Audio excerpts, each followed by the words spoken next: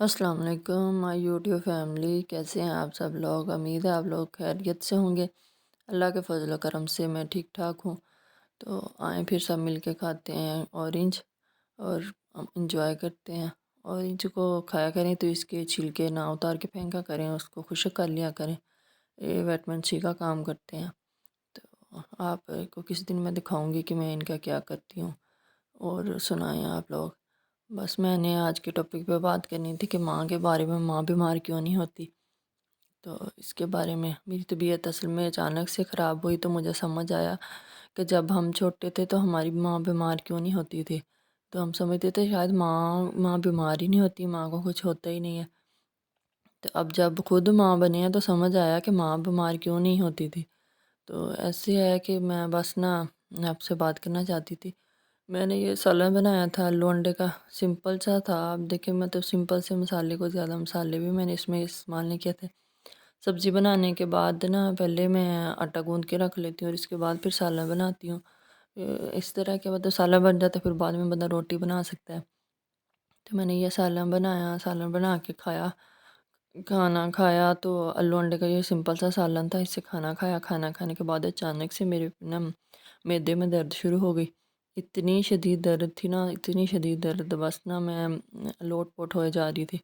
पर फिर हमारा गांव जो है वो सिटी से दूर है। तो फिर मैंने घर में जो मेडिसिन पड़ी थी वो खाई, कोई सिरप वगैरह थे वो पिए, कोई टैबलेट खाई, लेकिन उससे फिर फ़र्क ही ना पड़ा। तो बस कम हो गई तो, लेकिन ख़त्म नहीं हुई दर्द तो मुकम्मल तौर पे। फिर बस रात ऐसे ही तकलीफ़ में गुजारी। तो फिर मैं सोचती रही कि जब हम छोटे थे तो हमारी माँ बीमार क्यों नहीं होती थी। माँ बीमार होती है लेकिन माँ को ना घर की जिम्मेदारियाँ नहीं बीमार होने देती। घर की तरफ देख के जो उसके घर की जिम्मेदारी होती है ना, फिजिकली तौर पे वो मेंटली भी बीमार होती है, दूसरों की बातें भी सहती है, लेकिन वो जिस्मानी तौर पे भी बीमार होती है। तो अब समझ आया, मेरे छोटे छोटे बच्चे, मैं बीमार हुई, इतनी तकलीफ़, सारा दिन मुझे इतनी तकलीफ़ रही, मेरा दिल ना करे मैं चारपाई से उठूँ, साथ बुखार भी हो गया।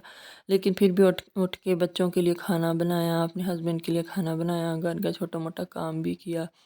और फिर बच्चों की तरफ देख के बच्चों को नहलाना भी बड़ा मुश्किल, वो भी किया। तो फिर समझ आया हमारी माँ भी ऐसे बीमार होती थी। तो हम कहते थे माँ बीमार क्यों नहीं होती, माँ बीमार होती थी लेकिन माँ को घर की जिम्मेदारियाँ नहीं बीमार होने देती। वो देखती है कि अगर मैं बीमार पड़ गई तो मेरे घर को, मेरे बच्चों को कौन संभालेगा। तो उसको फिर करना पड़ता है उठ के, वो बड़ी तकलीफ़ में भी उठ के करती है।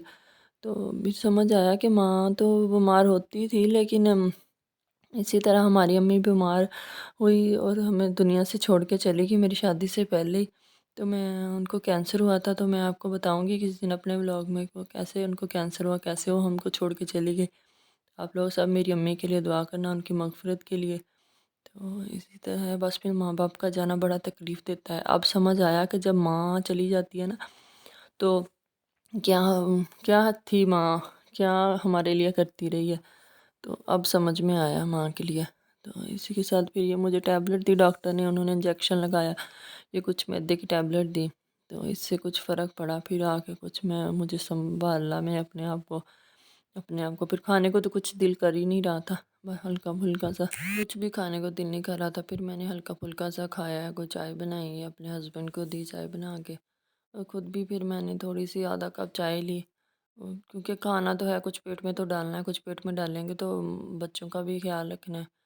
फिर मैंने ये थोड़ी सी चाय ली, चाय लेके चल बस थोड़ी सी चाय ही पी। क्योंकि फिर कुछ खाने को दिल नहीं कर रहा था, ना कुछ खाने को, ना कुछ पीने को, ना कुछ मीठा खाने को, नमकीन खाने को। और फिर मैंने कहा कि हल्की सी थोड़ी सी चाय पीती हूँ। तो कुछ भी नहीं, कुछ दलिया, कुछ खिचड़ी, कुछ नहीं खाने को दिल कर रहा था। तो बस फिर मैंने थोड़ी सी रोटी खाई, 2-3 वाले, और फिर चाय पी।